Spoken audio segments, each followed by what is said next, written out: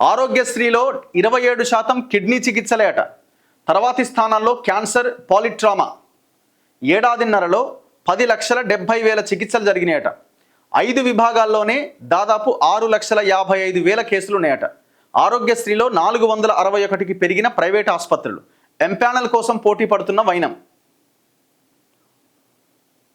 అర్థమైంది కదా మీకు? 27% కిడ్నీ చికిత్సలు ఎందుకు జరుగుతున్నాయి? ఎక్కువ మంది ఆరోగ్యశ్రీ కింద మాకు కిడ్నీ ఖరాబ్ అయింది, మాకు డయాలసిస్ అని ఎందుకు పోతున్నారు? కారణం ఏంటంటే తాగుడు ఎక్కువైంది. తాగింది ఏం ఫిల్టర్ చేయాలి? కిడ్నీలే కదా ఫిల్టర్ చేసేది. ఈ మందు తాగి తాగి తాగి తాగి తాగి కిడ్నీలు కొట్టేస్తున్నాయి. ఇప్పుడు ఆరోగ్యశ్రీ కింద దానికి ట్రీట్మెంట్ తీసుకుంటున్నారు. వస్తున్న కేసుల్లో 27% కిడ్నీ కేసులే అట. చూడండి ఎంత. ఇప్పుడు ఒకవైపునేమో ఆరోగ్యశ్రీ అమలు చేస్తున్నామని ప్రభుత్వం చెప్తుంది, ఇంకొక వైపున తాగుడును కూడా విచ్చలవిడిగా దాన్ని అసలు అది లేకపోతే ఇవాళ గవర్నమెంట్ నడవదనే రేంజ్లోకి వెళ్ళిపోయింది. ఒక్కరోజు తాగుడు మానేస్తే కథం గవర్నమెంట్ కుప్పగూలిపోతుంది. ఇది మన తెలంగాణ పరిస్థితి. రాష్ట్రంలో ఆరోగ్యశ్రీ కింద అందించే వైద్య చికిత్సల్లో మూత్రపిండాలకు సంబంధించిన కేసులు ఎక్కువగా ఉంటున్నాయి. మొత్తం కేసుల్లో 27% ఇవే ఉన్నాయి. ఆ తర్వాతి స్థానంలో క్యాన్సర్ కేసులు కూడా ఉన్నాయి. ఈ క్యాన్సర్ కూడా విపరీతంగా రకరకాల మనం తినే ఫుడ్, పొల్యూషను, కల్తీ ఫుడ్, వీటన్నిటితో క్యాన్సర్ కేసులు కూడా విపరీతంగా పెరుగుతున్నాయి.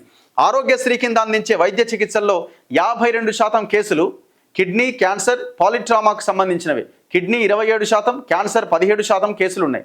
రాష్ట్రంలో ఆరోగ్యశ్రీ కింద కేవలం 18 నెలల్లోనే రికార్డు స్థాయిలో 10,70,206 మందికి చికిత్సలు జరిగినాయట.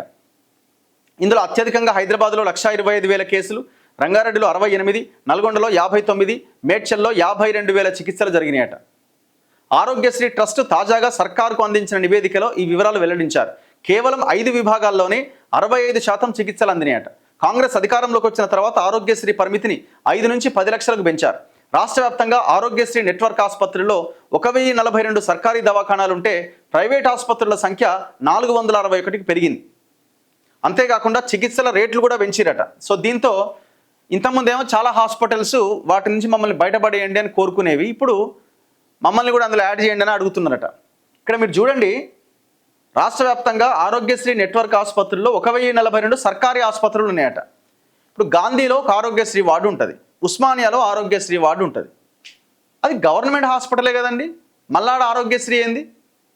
ఇప్పుడు గవర్నమెంట్ హాస్పిటల్ అన్నప్పుడు ఫ్రీ ట్రీట్మెంటే దొరుకుతుంది కదా, మళ్ళీ అనలేకపోతే మళ్ళీ ఆరోగ్యశ్రీ వార్డు ఏంది అంటే దాన్ని కూడా క్లెయిమ్ చేస్తే మరి ఎవరి అకౌంట్లోకి పోతాయి ఆ డబ్బులు? ఇప్పుడు గవర్నమెంటే ఆరోగ్యశ్రీ అమలు చేస్తున్నది, ఆడ ఉన్నది గవర్నమెంట్ హాస్పిటలే, మళ్ళీ ఆరోగ్యశ్రీ వార్డు పెట్టి గవర్నమెంట్ నుంచి డబ్బులు ఆ అకౌంట్లో పడి ఎవరికి పోతే మళ్ళీ గవర్నమెంట్కే పోతాయి కదా. ఇది పెద్ద, నేను అనుకుంటున్నది పెద్ద కుంభకోణం ఇది.